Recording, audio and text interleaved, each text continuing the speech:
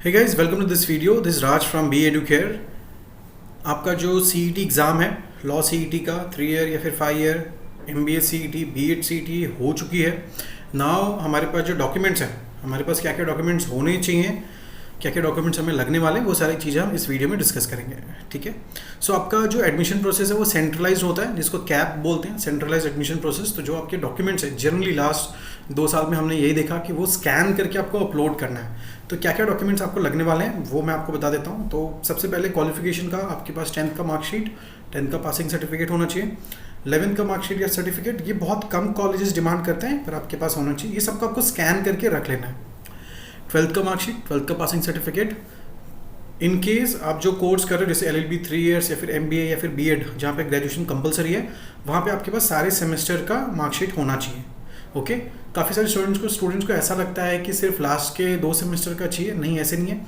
जितने भी आपके सेमेस्टर्स हुए थे, अगर मान लीजिए 3 साल का आपका कोर्स था, 6 सेमेस्टर थे, तो आपको 6 सर्टिफिकेट्स लगेंगे. 8 सेमेस्टर के थे तो 8 सेमेस्टर के सर्टिफिकेट्स लगेंगे. या फिर आपके कॉलेज का अगर ईयरली पैटर्न था तो आपको फिर ईयरली जो सर्टिफिकेट्स हैं वो आपको लगने वाले हैं. एंड काफ़ी सारे स्टूडेंट्स का जो मार्कशीट्स होती है, चाहे 10th का, 12th का या ग्रेजुएशन का, वो ग्रेड्स में होता है. वहाँ पे आपको कन्वर्जन सर्टिफिकेट लगता है. तो आप अभी से आपके कॉलेजेस में जाके कन्वर्जन सर्टिफिकेट के लिए अप्लाई कर सकते हैं. या फिर जो CET का जो ब्रोशर रहेगा कैप का, उसके अंदर एक फॉर्म होता है जिसका नाम होता है कन्वर्जन सर्टिफिकेट. आप उसको भी भर सकते हो, बट काफ़ी सारे कॉलेज उस फॉर्म पे कॉलेजेस का स्टैम्प मांगते हैं. तो आइडियली वी रिकमेंड कि आप कॉलेज से ले लीजिए. ठीक है. तो ग्रेजुएशन का हो गया. पोस्ट ग्रेजुएशन, अगर आपने पोस्ट ग्रेजुएशन किया हुआ है, अपने फॉर्म में पोस्ट ग्रेजुएशन के मार्क्स एंटर किए थे, तो आपको उसके भी सर्टिफिकेट्स आपको लगने वाले हैं जो आपकी मार्कशीट्स होगी. ट्रांसफ़र सर्टिफिकेट, माइग्रेशन सर्टिफिकेट, ये क्या होता है ये मैं आपको बता देता हूँ. ट्रांसफ़र सर्टिफिकेट आपको अभी नहीं लगने वाला, ये आपको लगेगा एडमिशन के बाद. मान लीजिए आपको जिस कॉलेज में एडमिशन चाहिए वो कॉलेज में आपका एडमिशन हो गया है, तो वो कॉलेज आपको एक फॉर्म देगा जो आपको प्रीवियस आपके जो कॉलेज था वहाँ पे जाके सबमिट करना होता है. अगर सेम यूनिवर्सिटी है, मान लीजिए आप मुंबई यूनिवर्सिटी में थे, अब आप फिर भी मुंबई यूनिवर्सिटी में ही आ रहे हैं, तो आपको ट्रांसफ़र कराना पड़ता है. आपको ट्रांसफ़र सर्टिफिकेट कॉलेज आप इंटरनली कर लेते हैं. दूसरा होता है माइग्रेशन सर्टिफिकेट. अगर आप एक यूनिवर्सिटी से किसी दूसरे यूनिवर्सिटी में जा रहे हैं तब आपको लगता है माइग्रेशन सर्टिफिकेट. तो ये जो डॉक्यूमेंट है ये आपको अभी नहीं चाहिए, ये आपको लगेगा एडमिशन के बाद. ठीक है. कुछ चीज़ें जो आप रख सकते हो अभी से, जैसे कि स्कैन्ड इमेजेस ऑफ फोटोग्राफ. तो जो आपका फ़ोटो है उसको आप स्कैन कर लीजिए, या आई थिंक ये आपके पास होना चाहिए, क्योंकि जब आपने CET का फॉर्म भरा था तो आपने फ़ोटो स्कैन किया था. अगर सेम है तो भी चलेगा, या फिर आप लेटेस्ट किसी भी फोटोग्राफ को जो पासपोर्ट साइज़ हो उसको आप स्कैन करके रख सकते हो. इमेज को आपको स्कैन करके रख लेना है. आधार कार्ड का नंबर यहाँ पे लगता है. CET का एप्लीकेशन फॉर्म, जो आपने CET का फॉर्म भरा था वो कंपलसरी डॉक्यूमेंट है, आपके पास है. जब आपने फॉर्म भरा था उस टाइम डाउनलोड करने का ऑप्शन था, उसको आप रख लीजिए. जो आपका हॉल टिकट है ये आपका लगने वाला है. स्कोर कार्ड बेसिकली आपका जो रिजल्ट है वो आएगा, तो आपको उसको डाउनलोड करके आपके पास रखना है. वो आपको एडमिशन प्रोसेस के टाइम पे लगने वाला है. In case if you belong to reserve category, जो OMS स्टूडेंट्स हैं वो किसी भी कैटेगरी के अंदर नहीं आते हैं. आप अगर महाराष्ट्र स्टेट से हो और आप रिजर्व कैटेगरी में हो तो आपको ये तीनों जो सर्टिफिकेट्स मेंशन है ये आपको लगेंगे. कास्ट या ट्राइब सर्टिफिकेट, वैलिडिटी सर्टिफिकेट और नॉन क्रीमी लेयर सर्टिफिकेट. ठीक है. इन केस आपके पास ये डॉक्यूमेंट्स नहीं है तो आप अभी जल्द से जल्द आप इसको बना लीजिए, क्योंकि एडमिशन के टाइम पे ये लगने वाले हैं. कुछ और डॉक्यूमेंट्स मैं आपको बता देता हूँ. जो एग्जैक्ट लिस्ट ऑफ डॉक्यूमेंट्स हैं ये आपको प्रोवाइड किया जाएगा आपके कॉलेज द्वारा, या फिर जो लिस्ट होगी वो कैप का जो ब्रोशर आएगा जब एडमिशन प्रोसेस चालू होगा उसके अंदर भी सारे जो डॉक्यूमेंट्स की लिस्ट है वो रहती है.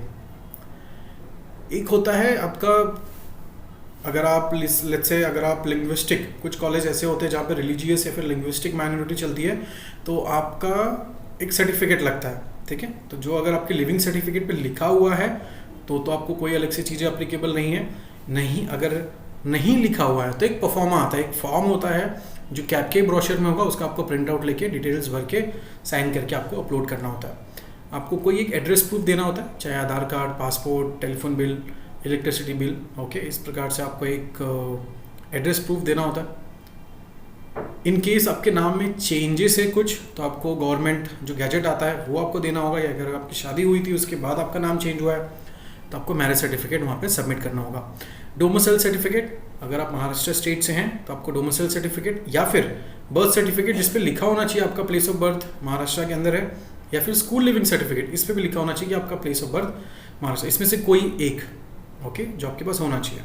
आइडियली वी रिकमेंड आप डोमिसाइल सर्टिफिकेट बना लीजिए अगर आप महाराष्ट्र स्टेट से हैं तो। एडिशनल डॉक्यूमेंट जैसे कि मैंने आपको बताया था कि कन्वर्जन सर्टिफिकेट लगता है, तो जिन स्टूडेंट्स का जो मार्कशीट पे नंबर्स में नहीं है, ग्रेड्स में है, CGPA है या GPA इस तरीके से जो होते हैं वो है, तो आपको कन्वर्जन सर्टिफिकेट बना लेना चाहिए। गैप सर्टिफिकेट ये बहुत ही कम कॉलेजेस डिमांड करता है, ना के बराबर। ये एक एफिडेविट टाइप ऑफ डॉक्यूमेंट होता है जो आप किसी भी एडवोकेट से आप बना सकते हैं, बट अभी मत बनाइए, जब आपका एडमिशन कॉलेज में होने वाला होगा उस टाइम पे आप इसको बना सकते हो। गैप सर्टिफिकेट बेसिकली मान लीजिए आप 10 साल के बाद आपका कॉलेज, एक बार आपने कॉलेज कुछ डिग्री की थी, अब आप दोबारा करने जा रहे हो, तो उस टाइम पे आपको लगता है कि आपका गैप क्यों आया। एक कैरेक्टर सर्टिफिकेट, ये जनरली एक ये भी फॉर्मेट आपको कॉलेजेस दे देते हैं, दैट्स इट। और उसके बाद आपका जो यूनिवर्सिटी है वहाँ पे आपको रजिस्टर करना होता है, जो आपको कॉलेजेस हेल्प करते हैं। तो बहुत ही बेसिक डॉक्यूमेंट्स की लिस्ट है। एग्जैक्ट जो लिस्ट होगी ये इसी में से ही चीज़ें होंगी जो आपका कॉलेजेस डिमांड करेगा आपको एडमिशन के टाइम पे, बट आप अभी से ये सारे डॉक्यूमेंट्स को आप रेडी करके रख लीजिए, स्कैन करके रख लीजिए, क्योंकि जब कैप राउंड स्टार्ट होगा रिजल्ट के बाद वो सारी चीज़ें आपको अपलोड करनी होगी। Fine, so thank you so much, we wish you all the very best for your career. Thank you.